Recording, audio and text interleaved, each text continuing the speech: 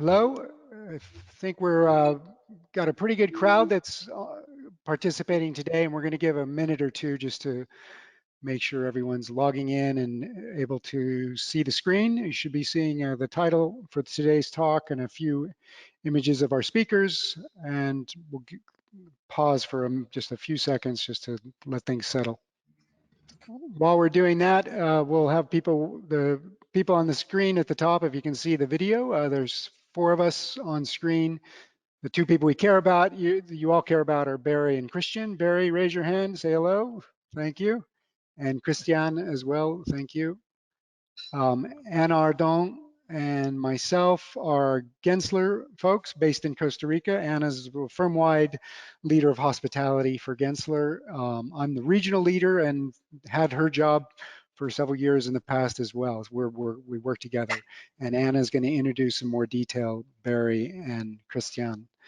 We're very lucky today. Our 4 offices in LATAM, we have a lot of clients, a lot of exposure to the tourism market and the hospitality market, but we're not the experts like the 2 people who are going to be introducing some ideas today. Big topics that we want to try and hit, and we've been talking about with them already. I'm not going to read all those words on the screen, but for sure we were going to talk about what we love about our destinations.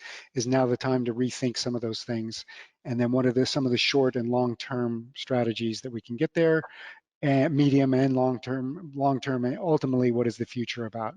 So we're all in uncharted territory. I think that's an easy thing to say these days. But there's a lot of speculation about how to restart tourism, restart a lot of industries around the world. Tourism is tied to so many other things: travel, airline travel, work.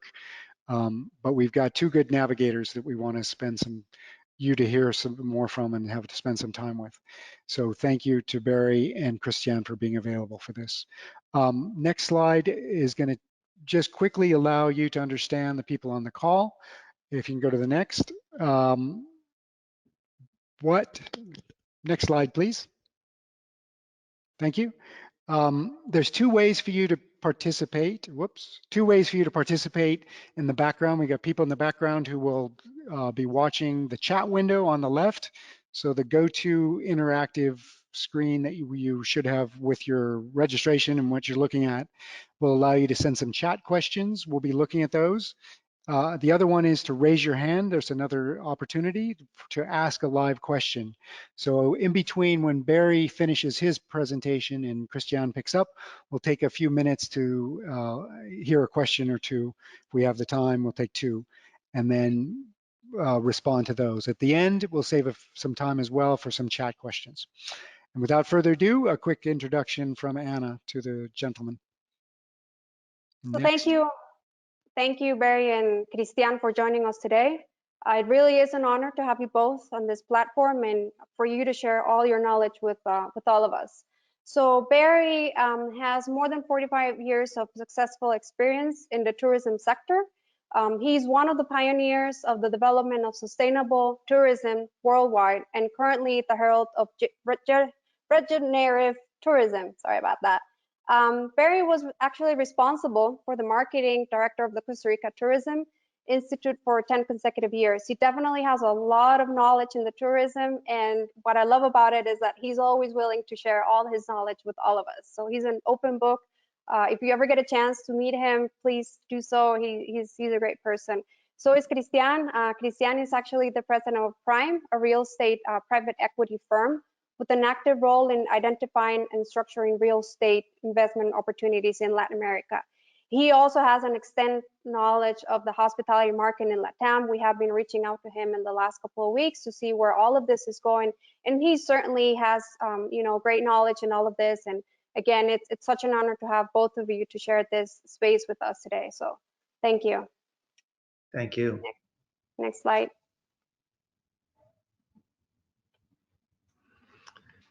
Okay, good morning to all of you. It's a real honor and a pleasure to be here and share with all you people, and to be able to do it in a time when there's so much convulsion and so much unexpected and not being able to predict what's going to happen in the near future. is really a very interesting challenge. So today we're going to look at some basic prospects, some basic conditions, some basic principles that have affected the development of the tourism in Costa Rica, but only as a model to be able to look at it from the whole Latin American region, because I know that there's many people from different countries, from most of the countries of Latin America, are here with us.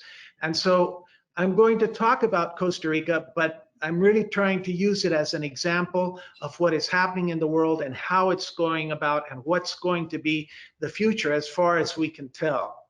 And a lot of people have a particular image of Costa Rica because we have become, fortunately, leaders in the world in terms of sustainable tourism and nature-oriented tourism for many years now. And so most of you probably have thought that we had a specific strategy and different things that we put into effect, different plans, goals, et cetera, that we put into effect to come to this point. And there is a certain amount of truth to that, but there's more to a natural, I believe, organic growth to tourism in Costa Rica than anything else. And I think it's consistent with the way nature is, which is very organic. In 1972, in Costa Rica, we only had traditional, conventional tourism, and we only had about 100,000 tourists coming to our country per year. And it was in 1972 when the national parks were founded. This made a big change because it started bringing into the country specific interest groups of National Geographic, the Audubon Society, and other groups of that nature. And they're the first ones that started coming to our country to explore our nature and to see a different kind of situation, excuse me, than what we've had in the past. And so it was sort of like by chance that we moved into ecotourism, which we officially started in 1976, but it did not become popular till the latter years of the 80s, when some of the Canadians and then the British and some of the Germans and finally the North Americans came into play with us. But in 1972, we created that concept, which became very much oriented towards nature. And we worked, ecotourism was purely, basically, it said always from the beginning that social part was included, but it really wasn't in the practice. So in 1994, when Jose Maria Figueres became president of the country, and by the way, some of you may not recognize his name, but you probably recognize Cristiana Figueres, his sister, who is the one who organized the Paris Accord of climate change just recently. And he had us all come in and start working on sustainable concepts. So we started changing our whole focus to include the social structure, the social development, much more so than we had in the past. And this is one of the things that has been one of the founding parts of the experience of Costa Rica. And we started at that time, we created the certification for sustainable tourism, which is the CST, and it's been recognized as one of the best in the world. And we also started our first destination branding, which was no artificial ingredients. And we used that for many, many years, and it's a very good positioning tool for us. And as a matter of fact, the Harvard Business School declared that that was probably the first country brand destination. And this is an interesting concept because now we all know that we all have to have it. The importance of brands is obviously something that we can't underscore enough. So we started developing those concepts, and it became very clear to us that we had some very interesting advantages because of our cultural idiosyncrasies. Our people we don't have an army. Our people are very well educated. Our people are friendly and they smile. So we have what most people know as the Pura Vida concept. You know, the idea of being able to have a smile every time you talk with somebody and having a very welcome attitude. And this started impacting the experience of the tourism sector very, very much. The clients came out very, very satisfied and went back transformed. In fact, we were trying to transform the tourist instead of letting them recycle us. We wanted to recycle the tourist. But in this process, we also developed the concept that we had to be able to help the communities that were being developed. And that's where we started promoting the fact that we were impacting the local communities and doing a lot of things. And we did a lot of that. We did achieve a lot of that, but we really have, into a certain degree, over preached what we really do. And this is something that we've had to really look at, because doing this whole transition, we had a huge transition through the technological changes that have affected our industry. Obviously, the technological changes have impacted every way that we do business, all the things that we do operationally inside our companies. But the biggest change that the technological advance has had is on our clients, because now they are much more informed, they are much more demanding, and they are much more concentrated on experience living instead of simply because they come to a hotel or something of that nature. So we have to be able to produce something that's very keen. But the fact of the matter is, we did work very closely together, the private sector with the public sector, and we focused in the same direction all the time. We were always together in where we were going, but we really didn't have a specific objective or a specific goal that we were going to achieve. If you had asked me when I invented the term in '76 of ecotourism that it was going to become as popular and as well known worldwide, I'd say you're crazy. Well, in the same way we thought in Costa Rica sustainable tourism was going to be such an important factor in the world, we would have probably thought, no, that's being too optimistic. But yet it's been there. Now, why is it? That's the important thing to notice. Why is it that way? It's because our clients are looking for it. People are wanting more and more to have the spiritual contact with nature, the spiritual contact with cultures, and be able to experience a life-transforming event, a life-transforming activity that can make them enjoy and culturize themselves even more towards the future. So this is what we started looking at. And before we started this whole problem with the coronavirus, we were already looking at the fact that we really needed to improve a lot of areas, because we had made a big impact, but we were not really being as fully consistent with what we were preaching as we should. For example, we were not really taking into account the development and the aspirations of the communities, the local communities. We were more like giving them the breadcrumbs of off our table than really involving them and making them an actor and part of our developments. And this is something that has preoccupied me particularly for a long time. And so this coronavirus has been obviously a huge disruption to everything we're doing, and it's going to have a tremendous impact, particularly the economic impact, of which Cristian will talk a little bit more after I finish, has been very, very important, and it's going to change everything we do towards the future. But it also opens up an opportunity that is very particular, because the whole world is becoming a lot more socially interdependent and much more conscious of its relationship with nature. We're seeing things we had never seen before. I think we've achieved dropping a degree in the global temperature in these past 3 months that we've had very little activity in the world. And these changes are just amazing, but from a nature perspective. But we're also having changes from the social perspective. We're valuing a lot more our interpersonal relationships and our social structures. We miss going out to the pubs. We miss going out to restaurants. We miss having activities with other people. And so that gives us an opportunity to use this time to restructure, to refocus, to reinvent ourselves, and start developing a much more integrated concept of what we can do in terms of tourism and the experience. You can move to the next slide if you would be kind enough, please. Just to give you an idea of some of the things, it's very important that we look at how we're making decisions and how now we can finally get the decision makers, particularly in the political side, and the big businessmen to look at things from a different perspective and to realize that what really is important is the experience of the people that come and visit us, their clients, and that experience starts, derives, and comes from the living organism that the communities where they have these projects are. And this is something that people haven't really taken too much into account. It's very curious because the majority of project developers and of financing groups, etc., are their main concern is making money, and that's fine. I have no qualms with that.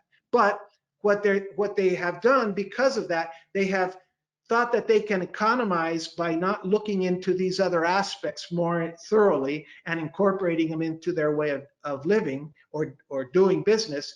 And that's actually turning out to be more expensive to them. Let's look at the case of the examples of some of the big hotels in some of the beaches in Mexico and in Dominican Republic, that because the algae was improperly managed, has become a tremendous harassment, and it's become so stinky, so smelly to be there that they've had to close big brand new hotels because the smell is too strong for the people. And there's so many other things that are happening, how cities are starting to fight against the big conglomerations of tourists and things like that. So in all of Latin America, we have a tremendous opportunity to start incorporating these concepts, which will make the development a lot cheaper. Why do I say it's cheaper? Because if you do a study, a diagnosis of where you're going to put a project beforehand, and you see what the real experiences are, what alternatives you have, what aspects you can deal with, and what you can incorporate for your client, it will give you a very clear definition of what the profile of your ideal client is.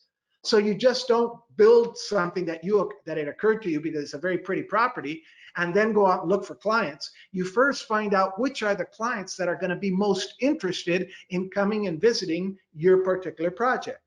That way you have two big advantages. One, you design only what you need for that, and you design it within the context, which actually makes the design much more friendlier to the user, to the client, but also it makes it so much cheaper to market because you have, first of all, you know who your profiles are, your clients are, where their market segments are, how to get to them. And so marketing them is a lot cheaper, but also you're getting into a group of people that will recommend you to other people in the same group. So you get a lot of organic marketing involved as well. And this is what regeneration is. We need to come up with new ideas. We need to come up with ways of changing, not from improving things, not from coming to fixing things so that we're back the way it used to be, but actually coming up with new ideas and with regenerating things so that we are better. We have a lot more people traveling as tourists. We have a lot more just inhabitants in our different locations, and we have to be able to assimilate that properly and incorporate them for the tourism projects that we have. So this is the kind of change that we need to have in order to be able to have the proper impact and be able to succeed in assuming what the new changes are coming. So even though we have a lot of problems, we have a lot of uncertainty coming into us right now, the fact that we didn't have a strategy before, and nature helped and guided us and led us through this whole process to position Costa Rica to where it is, and to position the concepts, because the same concepts of sustainable tourism are being developed throughout all the world, and very much so throughout all of Latin America. This happened organically. So I believe that this change is shaking our limbs very strongly, but it is also setting the stage to guide us into what the new future has to be. So we shouldn't look at it all as negative. We need to look at it as a very good opportunity and the chance to really do things a lot better. Now, the problem is the economic damage has been done. So I'm going to, I don't know if there are any specific questions right now or not, but I would like to then get over to Cristian so he can present the status quo in terms of the economic structure and some of the other concepts, and then we can move into more questions and answers at the end and a few other things. This is just a basic outline of what regenerative tourism is, how it incorporates all the cultural things and the ecosystems as well into one solid and integrated aspect so that tourism is properly impacted. So unless we have some questions, Cristian, maybe you want to take over and explain some of the other data. Just quickly, and thank you so much, Barry. I'll throw out one big idea. Your perception about how luxury is going to change, what that's going to do for price points in the near future and even the long term. We're all speculating, a lot of people are, airline travel is going to be expensive. Reopening hotels is going to take some effort. I think Christian will touch on that. But aiming high, trips are going to be even more special. Maybe people are traveling less, so they will expect more. I'd like to your a few more comments about experience and degree of luxury. Okay, that's a very important point, Tom, because in effect, travel is going to be more expensive, even though local rates are going to go down because we're going to be competing with a lot more demand available to a lot more offer available to a lot less demand, particularly in the initial year after this basic coronavirus crisis gets over us. We're going to have lower rates, but we're going to have a lot higher air travel rates. Right now, just a couple of days ago, they passed a norm that all the middle seats of all the airlines are going to have to be taken out just to start off with. And then you're going to have so many other things you don't necessarily have. We're going into a world recession. So the truth of the matter is our markets are going to be in recession. And because they're in recession, they're not going to have the available disposable income to be able to spend on vacations that they were planning on doing before. They're going to have to use it just to survive, to maintain or to rebuild their businesses or to whatever they need to do in that sense. And so in effect, the people who are going to be able to travel at the initial stages are going to be the middle upper class people are going to have much more facilities in their areas of movement than the lower income people. So that's one of the things that's going to make it. And these people are also very, very well educated usually, and so they're a lot more demanding on the quality and things like that. But interestingly, they also present a very interesting opportunity because you look at somebody like Bill and Melinda Gates and how much they like nature, and you look at some of all these huge millionaires and people and the way they like to meet with people and get down to the gritty and deal with human development and all these kinds of stuff. So it's not like they're not interested in it. Doesn't mean we just have to do it right, and we have to guarantee that we have the proper protocols for cleanliness and for doing it. That's the new normal from now on. Everything for the next couple years in tourism, you better be used to doing all the health, the public health cleaning type protocols because they're going to be in demand. So in that sense, you have an opportunity because you're going to get people who are going to demand quality, but not necessarily luxury. And so you can do things right within what you have and just be able to capture these people who would normally just come for luxury, and they won't necessarily come for the luxury, but they will come for quality, and they will require that you do it at a high level and a very proficient level as well. Does that answer your question? Well, it answers the question, and there's a lot of room for the ways to interpret what luxury is going to become. But I don't want to say more than what you've already put, the perspective you put on it. And a good segue to Christian. Other questions will be coming maybe in the background. We'll look forward to seeing what they are. Christian, take it away. For you. And the next, thank you. Next Perfect. slide. Thank you, Tom. I think everything that Barry just said is very interesting. We're also, seeing a lot of that, and I'd sum it up that at the end of the day, luxury is a lot more aligned now with the experience rather than the product, and in that sense. So the complication or the challenge there is to actually take and design an experience through the real estate and through the programming. And I think that's my key takeaway from what Barry was saying, that I think is very, very important. And that's where Costa Rica in particular has an existing experience that we just need to learn how to harness. And I think it's going to be at the top of the list in terms of what people are looking for. And therefore, also that's going to push the pricing up for the luxury segment. The more you can give these wellness-oriented, life-improving journeys, the higher you're going to be able to charge. But diving into our presentation, just very briefly, please pass on to the next slide. Prime is a company that is based in San Jose. We have presence in Latin America, in Guatemala, and partially in Colombia. And we've been focused on trying to develop good stewardship structures and patterns for our clients and investors basically trying to do a little bit of what Barry was also mentioning in terms of helping them have visibility as to the best practices, understanding the ecosystem where these hospitality or real estate investments are being placed, how to interact within that ecosystem, but also how to tie them in globally.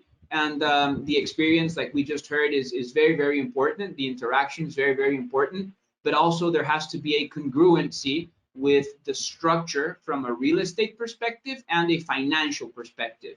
If we create a perfect experience, but the economics don't work, if we create a great experience, but the hospitality component of it, the room and board, for example, are not, appropriate or in unison to the rest of the experience, that also doesn't work. So a lot of what we have been doing in the region for the last 13 years has been associated to that. And, we've been honored to collaborate with Genser for various years now in different projects. And that's a little bit of what we do. About 40% of our business is hospitality.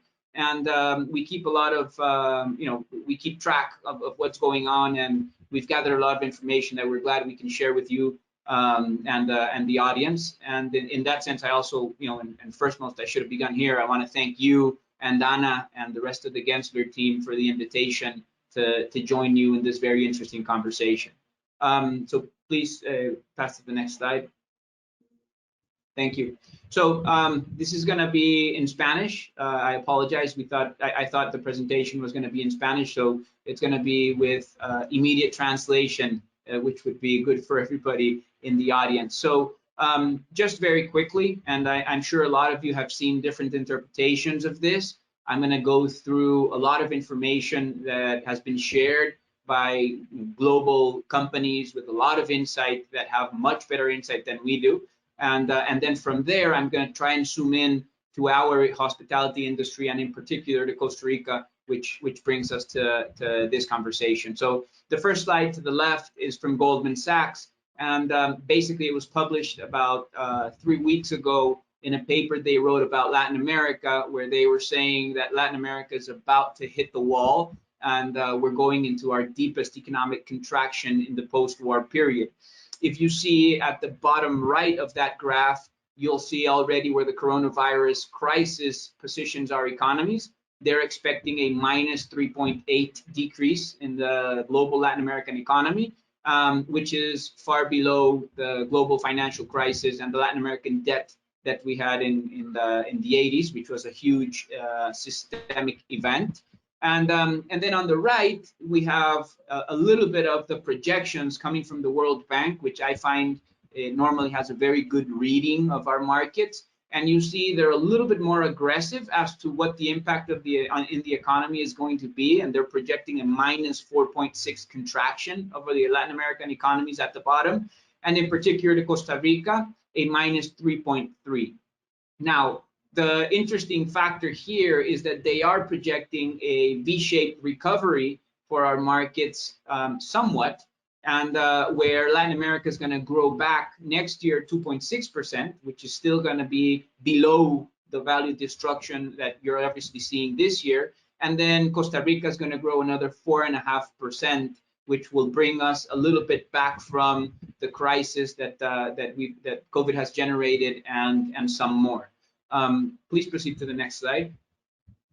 So how is this important, and how does it affect us? Well, when you see those economic shifts, you have to understand in real estate and in hospitality, the different impacts that this might have. And it has an impact on the clients, number one, the market, who's going to be able to come visit us, and who's going to have the purchasing power and the interest. And I think that, it's very important to understand that those guys, like Barry just said, are going to be very, very hit probably for the next 12 months at least. The other things you need to understand is who else is going to have a hard time. So when you look at this particular slide, which is information from Moody's and S&P, you see in the high risk sectors some very important industries that are very, very, very crucial and very important for us, which is, for example, airlines. When you look at airlines, they're going to be hit very hard. We're going to be hit very hard in hospitality. So whenever the economy turns back, normally those industries in the green and yellow areas are going to turn back a lot quicker than the ones in red. So if we're in red and our adjacent industries or sectors are in the other blocks, that's good because they're going to help us pull forward. But when we have the situation we have where, airlift, which is fundamental for a hospitality project and for that matter for any destination, when we see airlift being damaged equally or more so than we are, that's for the lack of a better word, scary. Okay. So just want to put that, into perspective that for us, we're seeing it from the hospitality glasses, from that eyes. But at the end of the day, there's a lot of other industries that are indispensable for our well-being that are also being hit. Okay, please continue to the next slide. So how is this relevant to Latin America, and what is the crisis doing specifically to hospitality? And this is all some great information from STR. This one's from April 21st, so a couple of days ago, was presented by Patricia Pu, and I recommend you guys visit their website and contact them for information on the market. They have a very clear reading.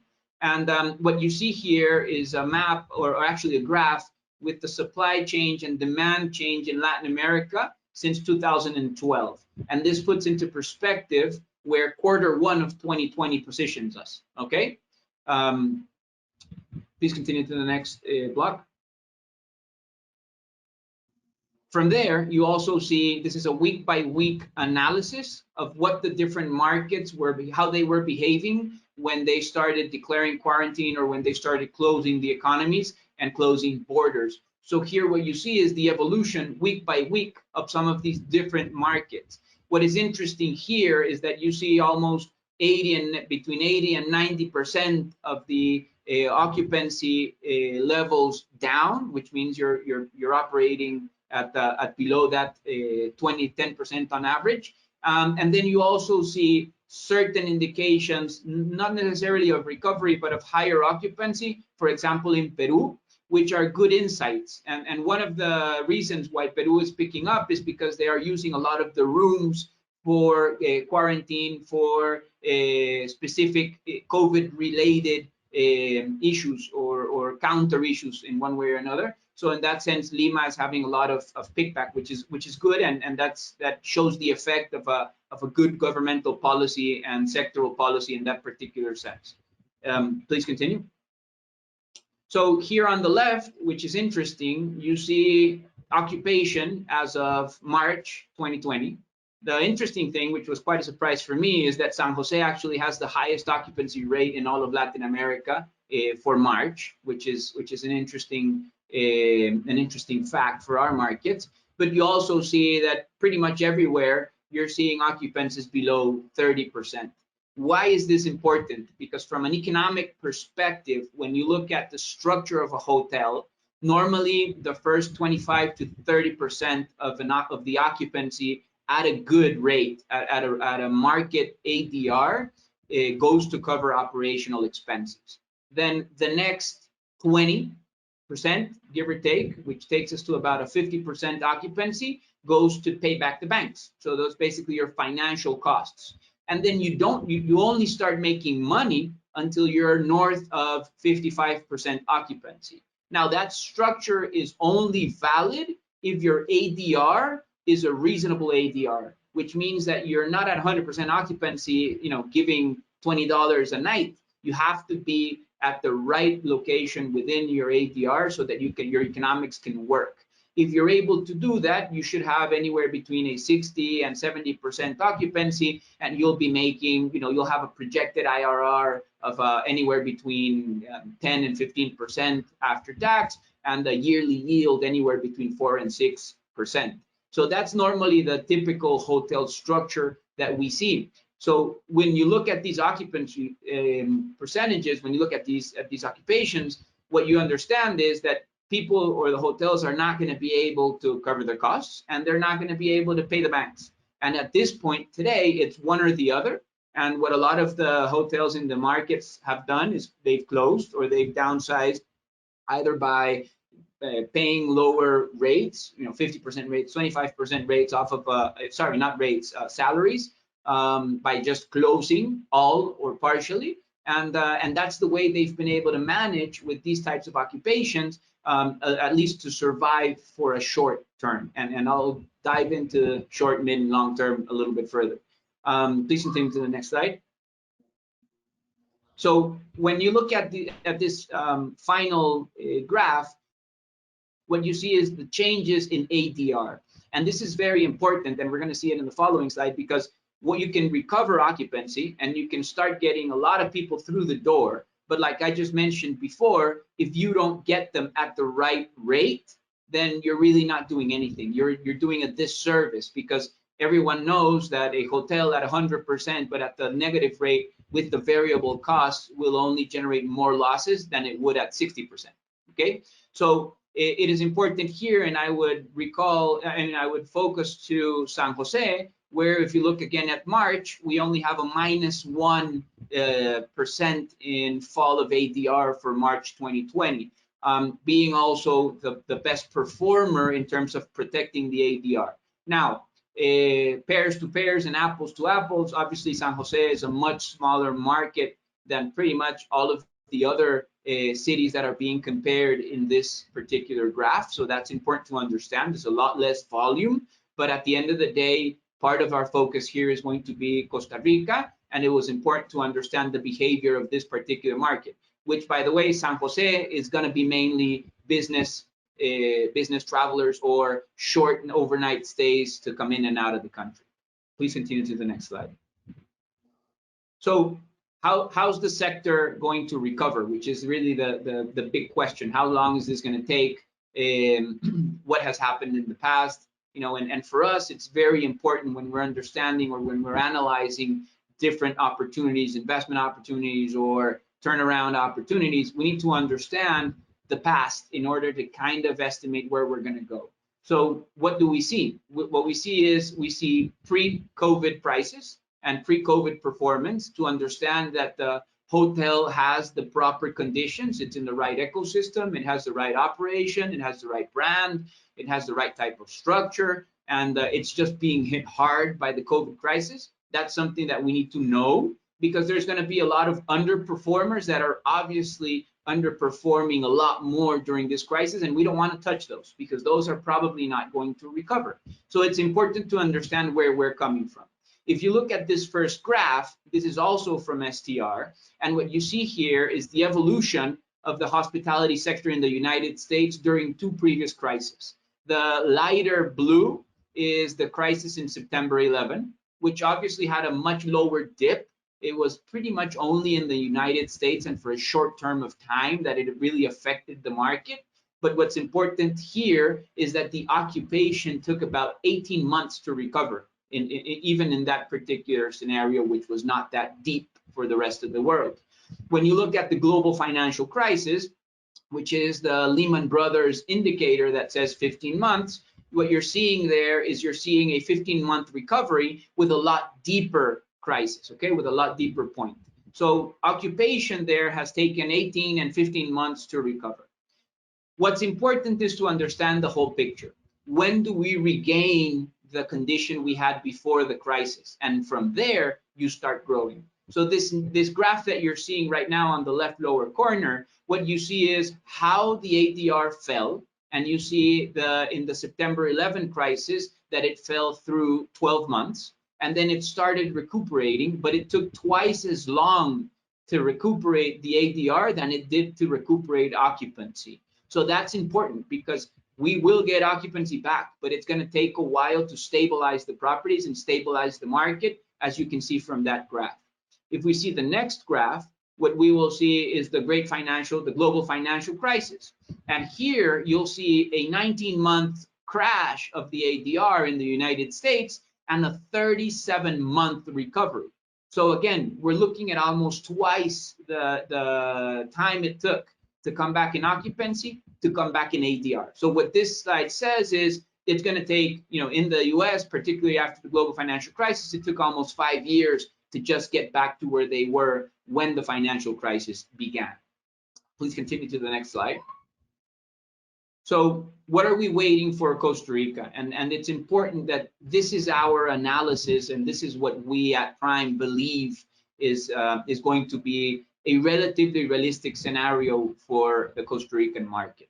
So what are we seeing here? The blue line is the World Bank's projections for Costa Rica's economy. And I just want to remember minus 4.6, minus 3.3 in 2020, plus 4.5 in 2021. Okay, so what's important here is how the economy is going to behave. So we see, again, that the lowest point is going to be probably towards the second semester of this year. And that's when the general economy is going to be at its worst in the next probably 60 to 120 days. We also see that they're projecting the economy is going to come back by 2021. So what that means is we'll be back somewhere relative to where we began this crisis. Again, if you remember the numbers, minus 3.3 plus 4.6, that gives us about 1.3 growth, which is not necessarily like that, but that'll give you some structural idea of the economic growth. Now, that does not mean that tourism is going to follow that, because we have cyclicity to take into account. So our market in Costa Rica and a lot of the Latin American markets, or at least in our region, and this will apply in different months of the year to different markets, but again, it's the example that really matters here. Costa Rica basically starts its high season in December, and it goes through Easter week. And that's our peak season, where we'll be more than 90% occupancy most of the time in most of the properties. From there, we have a drop in occupation, which picks up with a shoulder season in July for about 3 to 4 weeks, which is due to a dry spell during the rainy season that we have. And then we run into the lowest part of the year, which is normally September, October, which are the darkest parts of our cycle. And then we start picking back up again towards the end of November to run into the new high season. So what has happened in Costa Rica 2020? Basically, COVID stopped our high season in half. It broke it in half. The second part of our high season is non-existent. So March, April, we've been annihilated in terms of occupancy and tourism here. We still are not seeing any type of recovery. Borders are going to be closed till at least half of mid-May. So that pretty much leaves us with no high season at all.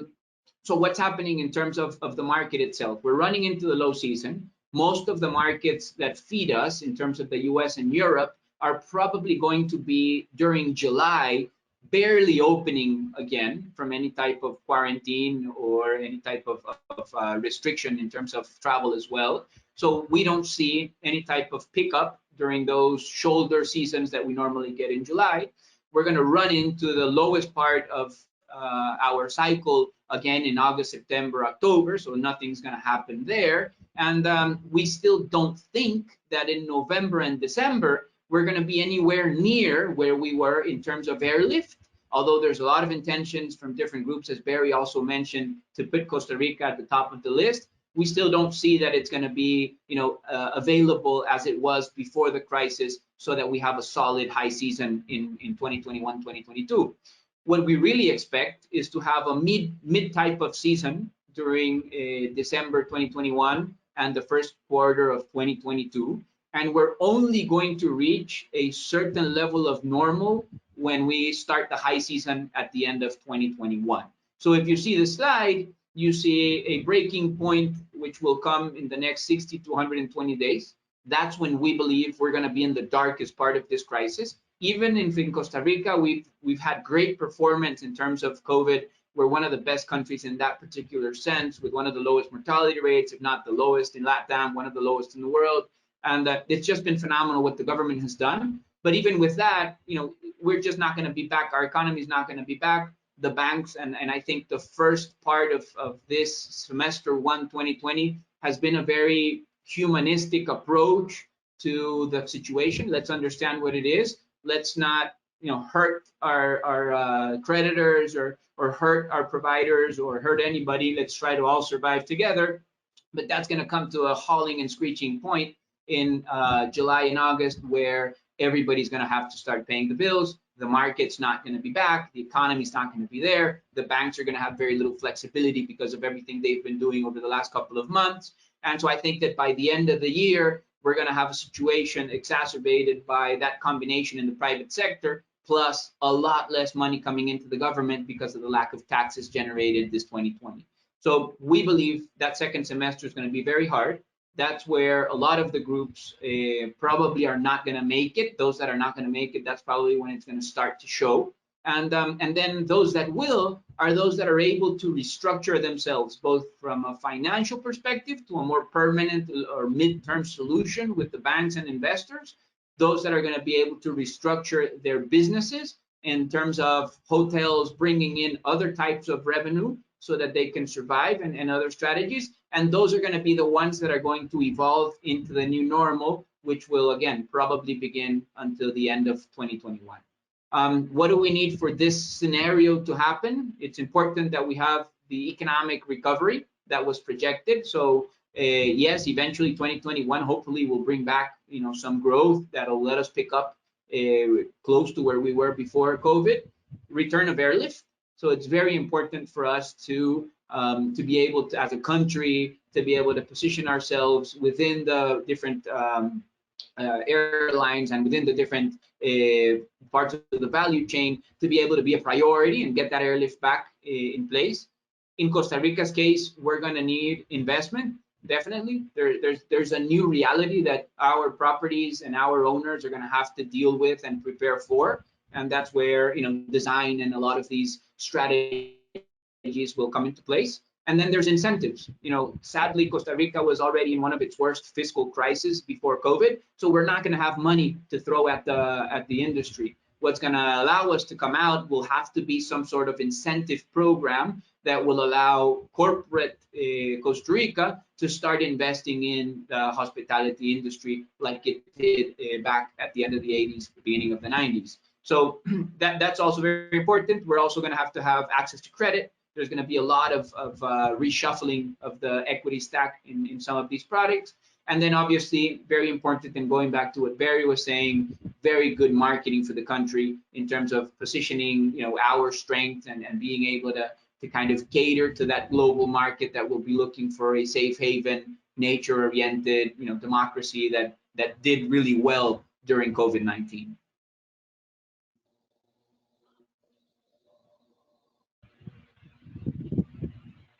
Tom, Yes. ready. Very, very good. Um, there's some behind the scenes, a couple questions that have come up. It's one that actually, when we spoke with you about this, I asked you your perception about the local tourism market. A lot of people in Costa Rica are going to want to travel. Your facts are, some of them are kind of sobering about what it would take to get them to open a hotel for locals. It's, the numbers are hard to add up, but there is certainly going to be some demand. So I'm just curious about that. Tied to that, there's some people talking about it in other markets, radical localism, they're calling it. People are going to want to travel potentially with their own food and even their own cleaning supplies and stay in residential properties, not to say Airbnb, but maybe villas and things like that. So a few observations like that, because in the initial, in the next 12 months to 18 months, getting international people here is going to be a tough one. So there's been some chats and thoughts in the background about that, but it also was something you and I spoke about earlier. So a few thoughts on that would be Well, good. there's a couple of things on that, Tom, that are very important to pay attention to. Costa Rica particularly is going to be more hurt by the problem with the airlines than any other Latin America country, except for maybe the Caribbean, because we depend on the foreign tourist so much more than we do on the internal tourist. If my data is correct, in Mexico, it's about 65% internal tourism. In the US, about 70% internal tourism. And here in Costa Rica, it's way down by 20%. So even though Costa Ricans may decide not to travel and might then come into traveling within Costa Rica, I mean, not travel outside of the country, but travel within, let's say they come up to a 30% factor, we're still barely, as Christian pointed out, with a 25, 30% on a regular rate, we're just covering costs. So at 20, 30% occupation with a lower rate, which is what we're going to start off with, and with less consumption and less expenditures, it's going to be still a very, very hard struggle. But on top of that, the impact on our economy in general is going to be so big, because the sector of the economy that adds the greatest value to exports from Costa Rica is tourism.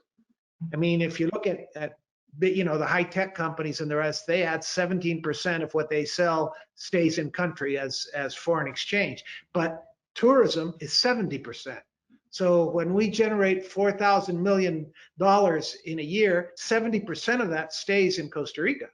And that makes a very big difference to our economy. Now that we're going to be dropping down to let's say this year's average is probably going to be 1,000, 1,000 millions instead of 4,000 millions.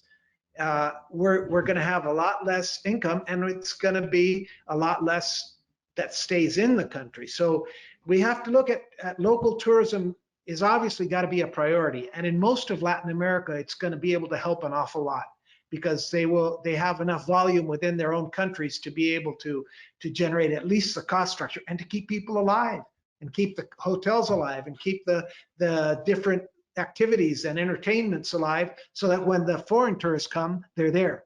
Because if we don't have that, we lose a lot of tourism as well. So it's very important that the government strategize in helping all these small companies stay alive.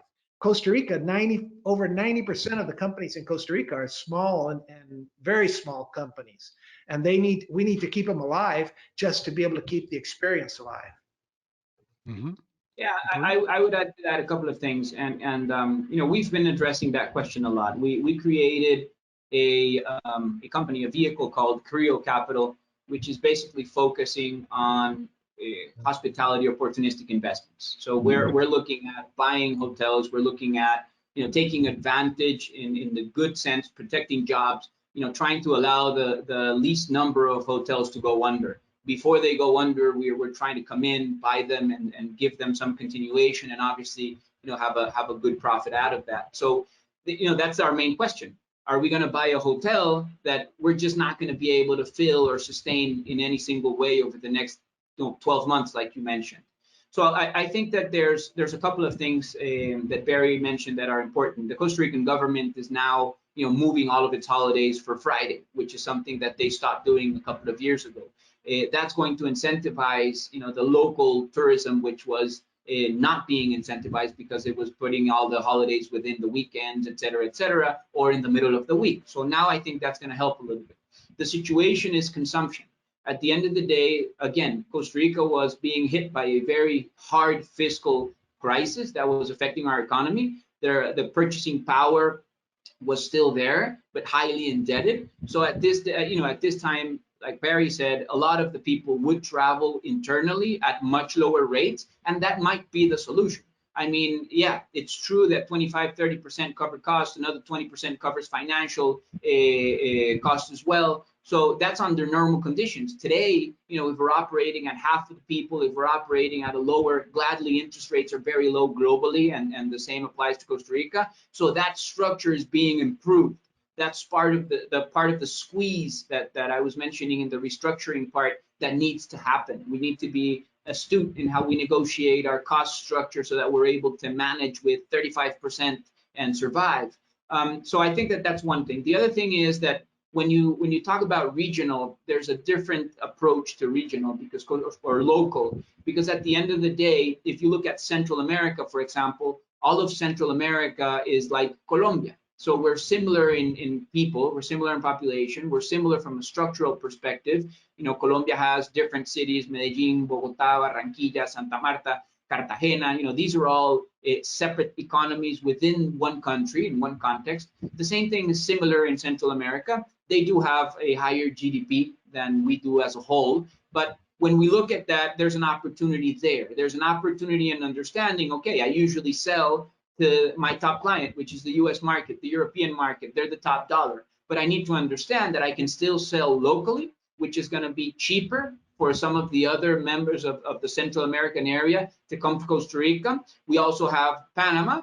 Panama has greater connectivity. How do we create a stronger relationship with Tocumen to be able to bring more passengers coming through from Panama? That's a key relationship for us. Colombia is a key relationship for us. So at the end of the day, we need to find how to grow from just the Costa Rican market to a shorter regional market with a global perspective in the long term. So we need to build, but what we are seeing is let's build solutions today that will help us stay alive. And in some cases, hotels will remain shut until November of this year. That's the reality in a lot of the cases. But if we can, let's try to have some structural changes. What are those structural changes that will allow us in the short term to survive? Okay, let's think of residential components. And the residential component does not depend on the kind of, on the daily sales of the different nights. You can build the residential component, you can sell it, that has a positive cash flow in a much shorter term. So that is something that architects should be looking at. How can I take a hotel and find other ways of revenue for that hotel to be able to survive? And that's one. Residential to the international market, there's a lot of interest. You mentioned it a little bit, extreme localism, but there's also that huge movement of how do I get to a safe place for a pandemic, kind of like the one we're living. So in the Caribbean right now, we're seeing a huge pickup in the high-end residential market. Anything above 2 million, 3 million is getting sold very, very easily, very quickly, because a lot of the wealthy North Americans are seeing that as a safe haven. Well, Costa Rica gladly is also positioned as that type of market, being the natural successor to Cabo San Lucas, for example. We're seeing that in several projects that won't be done for the next three plus years, that they're looking at the residential in a new way. I want to jump. We've got a few more minutes. You've received in your email inboxes the kind of questions we're getting on the chat. If you've got a minute, and if we'll go to the last slide here, but if you look through, there's some tough ones. The one, what happens if we do get a vaccine? That could change everything. Obviously, we all are hopeful for that. But hopefully it speeds up the recoveries that you talked about, but there are some sobering facts there. How long did it take for tourism to recover from 2008? I think you just showed us it was 12 months for the decline and 24 months to recover. But those facts from STR you said, and we can send a link out. 19 months and 37 months. So it's almost 5 years. So it was the second number, 19 and 37 months. Sorry. That was answer from Rena Shaw. Read through your emails if you got them. Esteban, there's already a framework to show the commercial value of authentic and memorable experiences. The question is how to expand this consideration outside of the luxury and ecotourism realms, because maybe some of the big players will succeed more quickly, but how does that filter down into some of the smaller things? I think, Barry, you touched on that. So, well, there's an interesting question in there, Tom, that says most of our developments are not the high-end luxury hotels. So what do the lower echelon hotels do to reactivate within this period?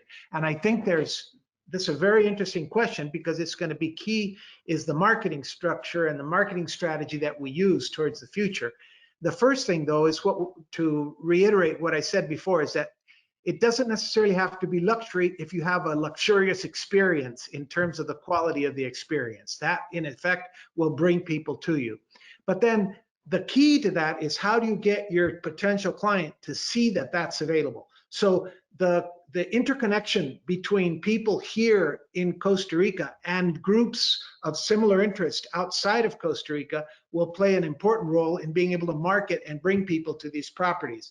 And I'm talking about musicians, I'm talking about artists, I'm talking about different segments of our communities that can bring together people who have similar interests but would like to see what it's like in Costa Rica. And so you can bring them to hotels and the rest. No, and it's funny that questions. Jose Gutierrez said something very similar twice in a different way. So there are you've touched on something very important here. Look, we're at the end of our hour. I'm going to jump in and say thank you. We can keep talking now. Some people are welcome. Anyone's welcome to stay, but we'll wrap up probably in the next 5 or 10 minutes. On the screen, a little bit of we'll send out the recording of this to anyone who's interested, at least a link to it. If you want to learn more about some of the other topics that we believe are important as a company, Gensler, in both the hospitality and other practice areas, the QR code's there, www.gensler.com for sure. Barry and Christian, you get 15 seconds each to give us your final kind of what you want us to take away. I don't want to be that pushy, but we're aware of everyone's time on the call. So Well, Christian, over to you. I'll take it first since I'm the older. So Okay, you very good.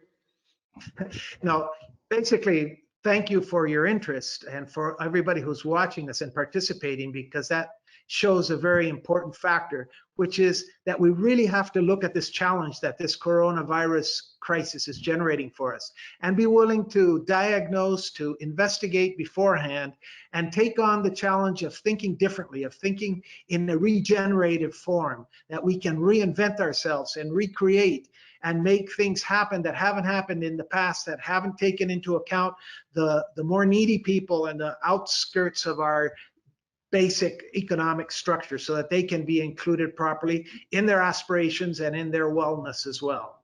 Thank you very much for listening. Yeah, I agree 100%, and I want to also thank you for listening and engaging, and again, to Gensler for the invitation. And I just want to close by saying, that there's definitely a lot of opportunity in the midst of this crisis. There's a lot of hard times, there's a lot of hard work, but it's a once in a lifetime opportunity. We are seeing that in the market, we are seeing that in people's intentions, and I just encourage you to really make the most out of this opportunity. Very good. Thank you. And watch this space. I mean, we're all in this together. If more of us succeed, the better everyone's going to be. And I really appreciate Barry and you putting it in perspective for us. And then the kind of questions that came back, just what we were looking. I think we've hit some chords that are very strong. So thank you again, and we'll sign off now. I appreciate it. David and/or Rebecca, the people in the background, thank you so much for making this happen. We're all living in a virtual world, and these are going to be the kind of ways we interact, and we're trying to get better at this as well. But Rebecca or David, anything else you are hearing or that we've missed, or feel free to tell us it's over, and we'll log off.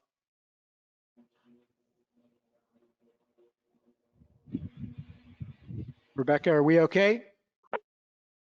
Hi guys, it's David here. Yeah, I think we are okay with everything. So Okay. thank you so much to everybody. Okay, very good. And thank you so much, everyone. Watch this space. Bye-bye. Bye-bye. Thank you.